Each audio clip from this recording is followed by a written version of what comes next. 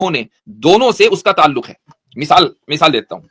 مثال یہ ہے کہ اللہ تعالیٰ کو اس بات کی قدرت ہے کہ زید کو مثلا اس کے یہاں اولاد ہو, اور اس بات پر بھی قدرت ہے کہ اس کے یہاں اولاد نہ ہو. تو اولاد ہونے نہ ہونے دونوں کی قدرت اس کو ہے. ٹھیک.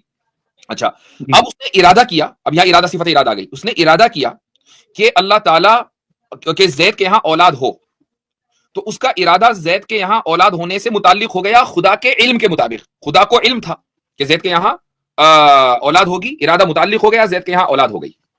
ٹھیک. اب یہ جو اس نے طے کیا تھا اپنے علم میں کہ اس کے یہاں اولاد ہوگی, اس کا اعلان بھی کیا ہوا تھا کہاں؟ لوح محفوظ میں. یہ قضا ہے.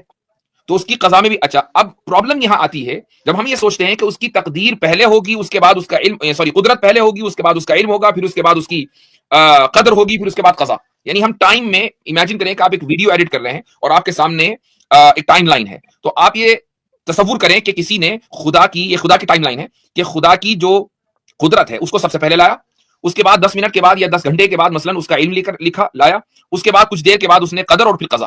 آپ نے پوری ٹائم لائن میں الگ الگ موقع کے اوپر اس کی صفات کو رکھ دیا. اب یہاں یہ سوال معقول ہے کہ آپ یہ کہیں کہ بھئی خدا کی قدرت تو زید کے اولاد ہونے نہ ہونے دونوں سے متعلق ہے, اور خدا کے علم میں یہ بات آ گئی تھی کہ زید کی اولاد ہوگی, تو کیا وہ اس کو چینج کرے گا لیٹر آن؟